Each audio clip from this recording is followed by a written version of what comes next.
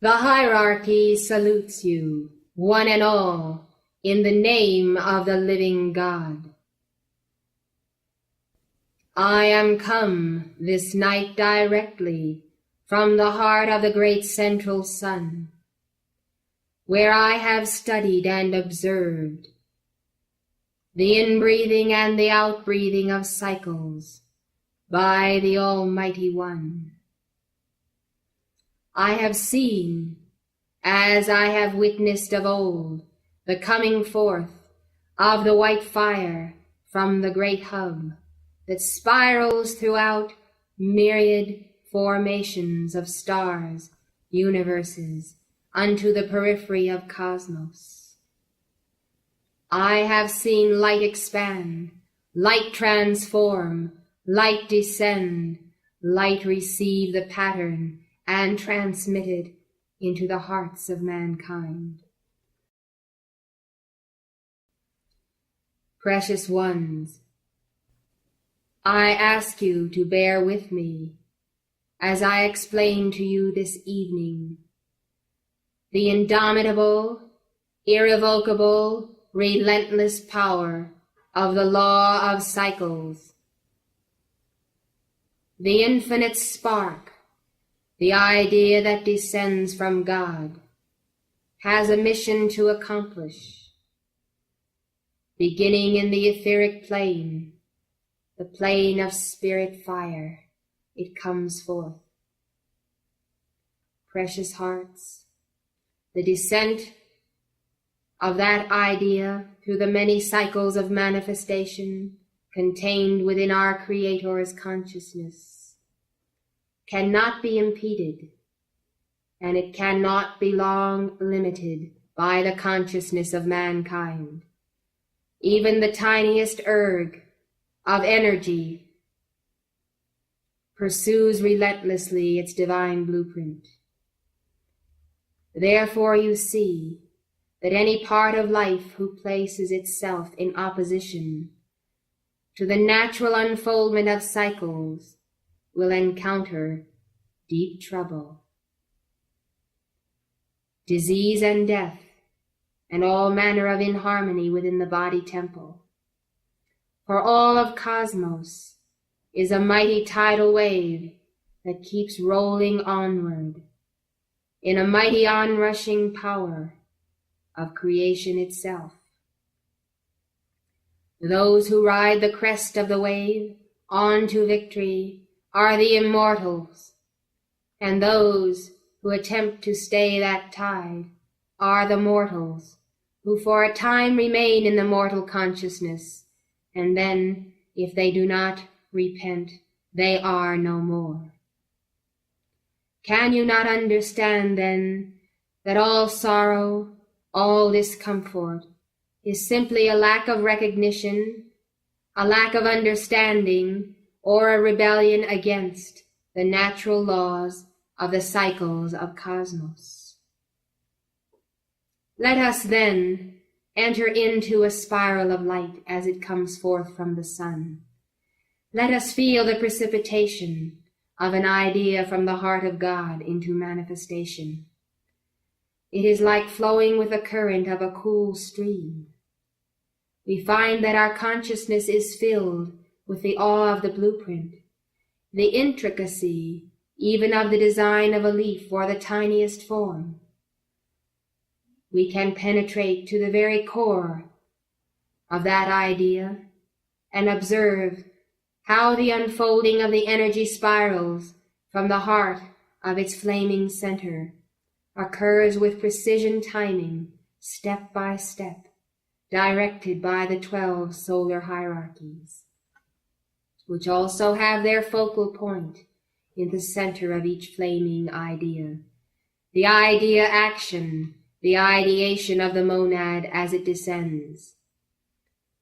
Whether it be the individualized God flame that is a borning or an elemental part of life, the same tender care, the same ritual of fulfillment, of wholeness and of cycles must take place. The purity of creation, understood by God, in all of its ramifications, must now be understood by man, else man shall perish.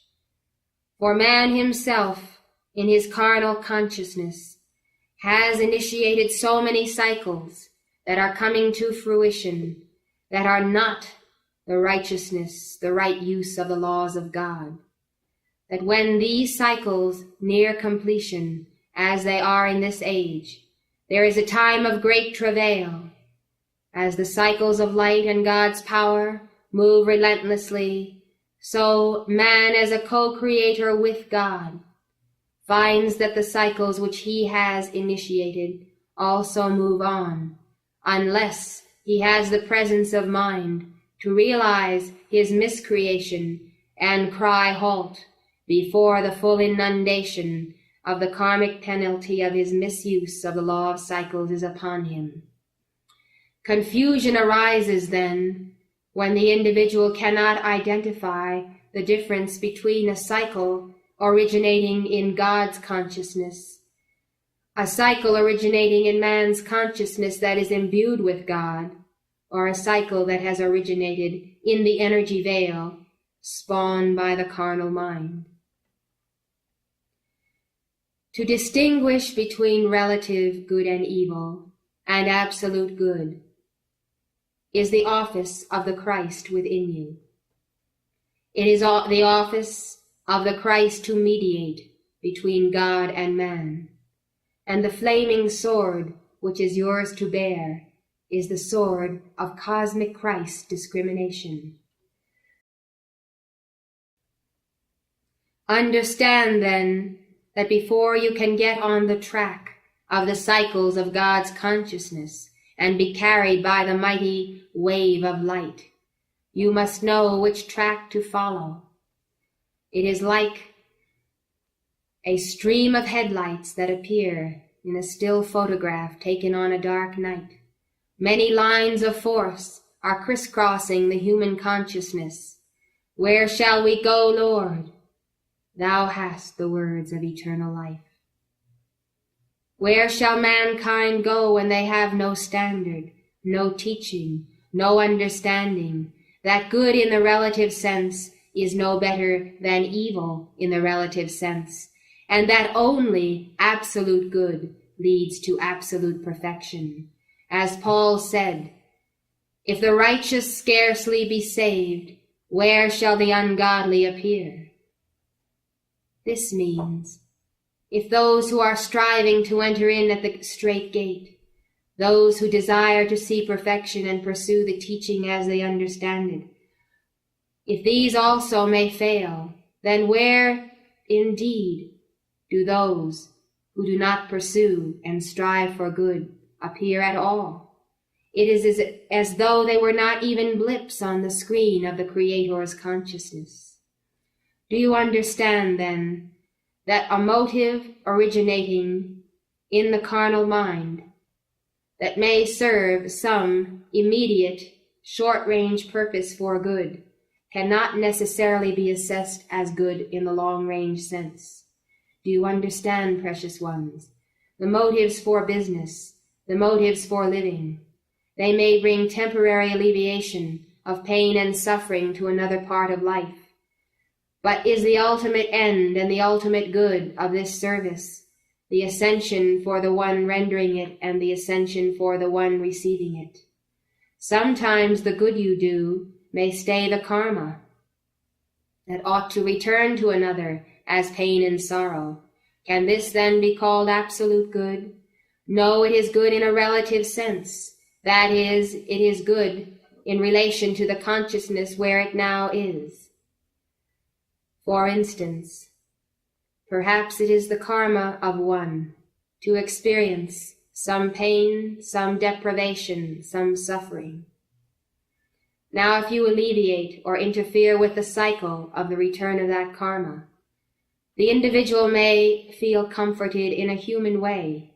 He may be temporarily relieved, but in the absolute sense, he has been deprived of an opportunity to progress.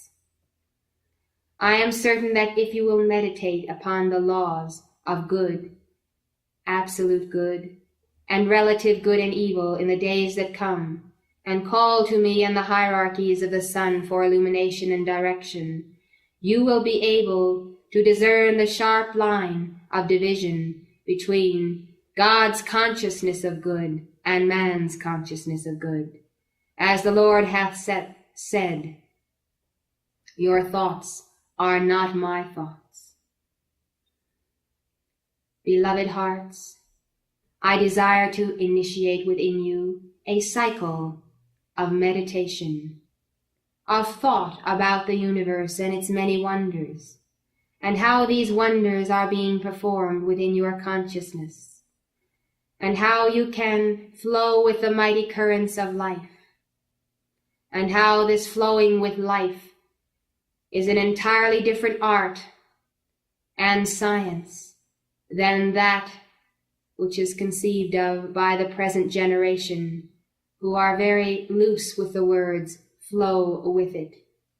In reality, they know it not, but they flow with the astral currents and with the cycles that have been initiated in the darkness of mankind's consciousness.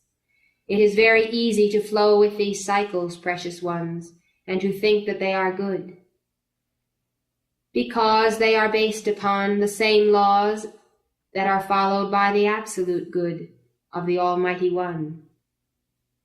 There is only one way to precipitate, and whether God or man, good or evil, the same method must be used, and God's energy is used. It is simply encoiled and circled in a veil of darkness. But this darkness men do not perceive, for they dwell in darkness, and they themselves are darkness. Who shall bring the light? Who shall cut the cord? Who shall break the Gordian knot? Who shall cut it, precious ones? The sword of cosmic Christ discrimination. And if you think you are lacking in that discrimination, then I pray you shall invoke it. For I come to warn you this night, there is grave danger in being caught up in the astral cycles that have been begun by life waves unknowing, unseeming. These cycles emanate from wars, from imperfect conceptions of government, from the brainwashing of the youth with intellectual concepts about life, from a materialistic science. And once a cycle is begun, it too carries that relentless theme that is the nature of deity himself, except it is in a perverted and lowly form. One of the greatest cycles that has ever been initiated successfully upon the planetary body in modern time is the cycle of the birth of Jesus the Christ and the initiation of Christianity. The perfect focusing of the Trinity of life by the Holy Family, the perfect outpicturing of the mission of the Master, left a record and an imprint upon every level of consciousness and upon the four lower bodies of everyone evolving upon the planetary home. The cycle, the inner cycle of that ideational pattern from the mind of God was complete and intact with the ascension of Jesus the Christ. Then the cycle of the spreading of the teaching of the Word and the law was begun, and that cycle has not been perfectly fulfilled. It has been distorted and tampered with, as mankind progressively over a 2,000-year period have perverted the conceptual patterns of the 12 hierarchies of the sun who contribute to the perfect design of the outpicturing of any precipitated form. And so we see that mankind's hatred, causing wars to be fought in the name of Christ, have left a bad stain upon that cycle. The amplification of the crucifixion, as the cycle went through the 2 o'clock line, the complete obliteration of the memory of the mastery of life in the race of the human consciousness, because that consciousness itself is rooted in mortality, in fear and doubt and death. And then there have been the false prophets and the teachers who have arisen, and by the power of the ego they have perverted the magnificent release of the divine ego that is forthcoming under the direction of the hierarchs of Aries. And then there has been mankind's rebellion and stubbornness, his rejection of the law, his attempts to intellectualize, to rationalize why that law might not be applicable in his time or age or situation. That has come through a lack of love and a rejection of the disciplines of the hierarchs of Taurus. And then the division of the mission of the Father-Mother God and the manifestation of the Christ within the mental and feeling bodies in direct defiance of the hierarchs of Gemini. And so you see how the cycle of Christianity has been perverted in each house of the solar hierarchies as it has come forth to be the religion of the golden age, which it has not fulfilled in this time. The sympathies of the 6 o'clock line of the human with itself, the denial of the Divine Mother and of the Virgin Mary and her representation of that Mother by segments of Christendom, have aborted the cycle of the divine feminine that is begun on the 6 o'clock line. Ingratitude, hardness of heart, has prevented mankind from receiving the fullness of the return currents of the Christ under the hierarchs of Leo. The sense of injustice, perverting God justice, and denying the offering of the hierarchs of Virgo on the 8 o'clock line. And now in the time when the physical manifestation of perfection should be apparent in every man, woman, and child, for at the end of the 2,000-year cycle it was preordained that everyone should walk the earth as Christ in embodiment, as the result of Jesus' example. Thus we see instead, perverting that position and rejecting the hierarchy of Libra, is mankind's own treachery, his deceit and intrigue. The merchandising and manipulation in the marts of commerce. This too is a perversion of the mission of the Christ, Christianity, and the Golden Rule. And then, one of the final tests of any precipitated form, under the hierarchs of Scorpio and the lords of creation, that initiation of self-love. Mankind do not know the meaning of love as Christ taught it. They love one another for selfish reasons. A selfless, spiritual, divine love is almost unknown upon this planetary home. And where there should be the delicate pink radiance of the Christ, there is the blood red of the sacrifice of the Lamb of God, who has been sacrificed since the foundation of the world because of mankind's selfishness and self-love. And where there should be God victory under the hierarchs of Sagittarius, there is resentment, denial, justification, revenge. And that is the state in which mankind find themselves today, reaping the cycle of the karma that they have sown, sowing the wind and reaping the whirlwind. They are in a state of extreme resentment to the point and brink of total war and total self-destruction. Alas, this has been the aborting of a cycle, the aborting of the cycle of Christianity. Needless to say that the lords of mind have found in the archives of Christendom a great perversion of the original teachings of the law. But is God bereft? Is God stymied because man has perverted the cycle that he should have correctly initiated and then reaped? Indeed not. There have come forth many avatars and many opportunities. Not the least of these has been the sponsorship of the Summit Lighthouse by the Lords of Karma as the initiation of a new cycle to undo, to recreate, and to manifest, to precipitate that which was not done in the spreading abroad of Christianity by those to whom the authority of the cycle was entrusted. Do you see then that beginning at this 2,000-year period we enter, another opportunity for the precipitation in every level of consciousness of the true teachings of the law is given unto humanity. I come then as the initiator of cycles, and I say to you gathered here, and to those who are keepers of the flame across the face of the globe, do you understand your part in carrying the torch of the cycle?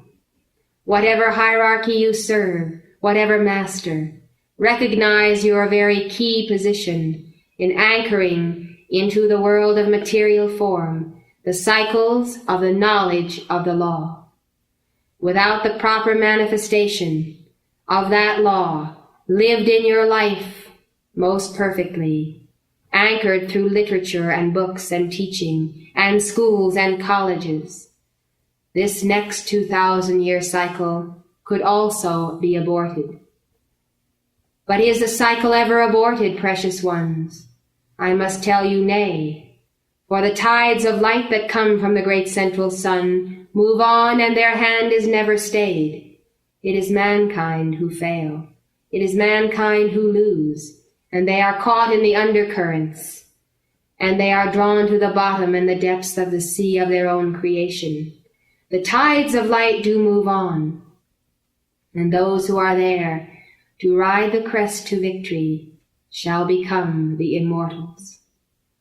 I hope that you understand that in all your endeavors and all that you attempt to do, you must likewise call upon the masters who give forth their love and assistance to assist you in the precipitation of all ideas that proceed from your mighty I Am presence. On a larger scale, there is no cycle dearer to the heart of God himself than this cycle of true religion, the true faith of old that has been preserved for centuries. But there are many, many cycles that must be fulfilled simultaneously, and many laborers are needed in the fields of the Father. I pray then that you will not allow pettiness, a lack of vision, a lack of perspective, to make you tarry 1 hour, 1 moment from your appointed course. For when you come right down to the very basic understanding of these cycles, you must realize that each moment is part of the cycle and is precious, and you must learn to flow with the tides of the cycles of mighty cosmos in order to arrive at the goal of perfection when the cycle is complete. The Lords of Karma have asked me to give you this explanation this evening, so that you might correctly and scientifically implement your lives, so that you might rid yourselves of conditions that are the result of your being upon the wrong track, the tracks of darkness and of cycles that are not real.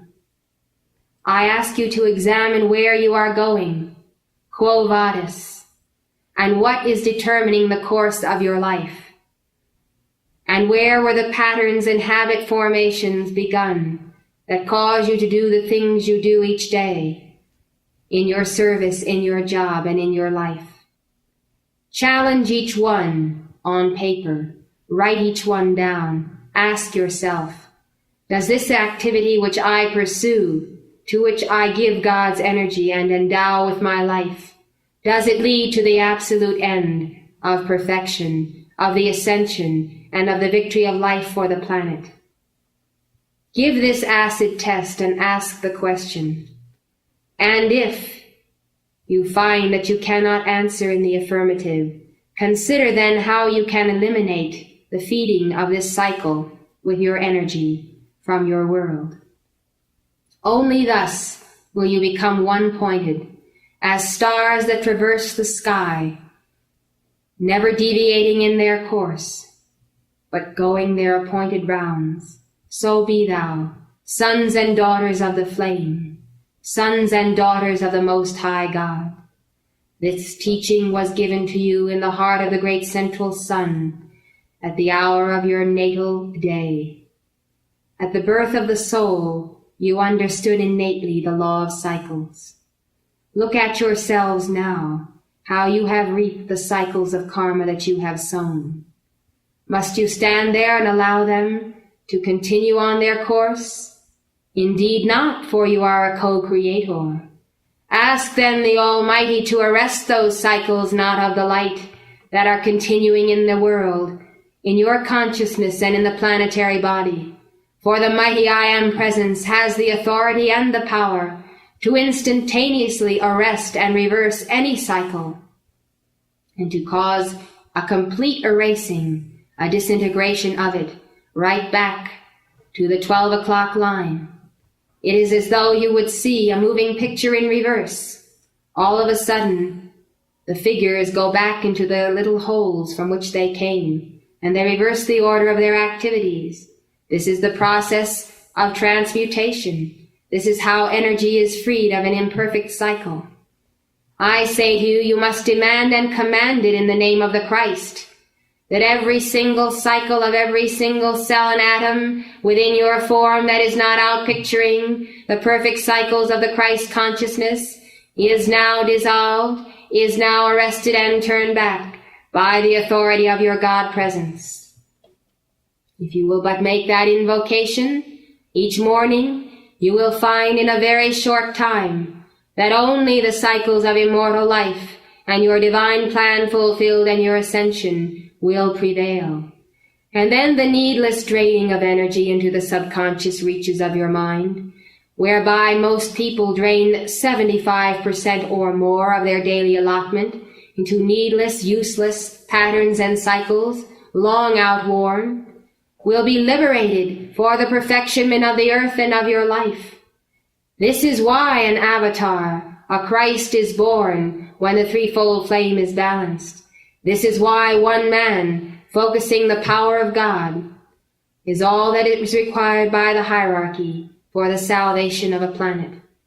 For such tremendous energies are liberated by the consciousness that is one-pointed, that I cannot tell you how important it is to undo every thread that you have sown in ignorance and in error. I trust you will give serious thought, for upon your implementation of the wisdom I have released depends the karmic board's release of light at the new year. I look forward to welcoming you to that class of the New Year's cycle. I pray that you will attend and be ready to receive the allotment of light that can be increased 1,000-fold if your consciousness is pure, and if the lords of karma see that among mankind 100 souls have dedicated their 4 lower bodies to the one-pointed cycle of the manifestation of the consciousness of the Christ and of the law of the ages brought forth to perfection. I have come by the authority of the flame of opportunity, and in the name of Portia, the goddess of justice, the goddess of liberty, the goddess of mercy, and the goddess of truth, I speak on behalf of the karmic board and all serving with us. This is your opportunity to free mankind by the knowledge and correct use of the science of cosmic cycles. I thank you.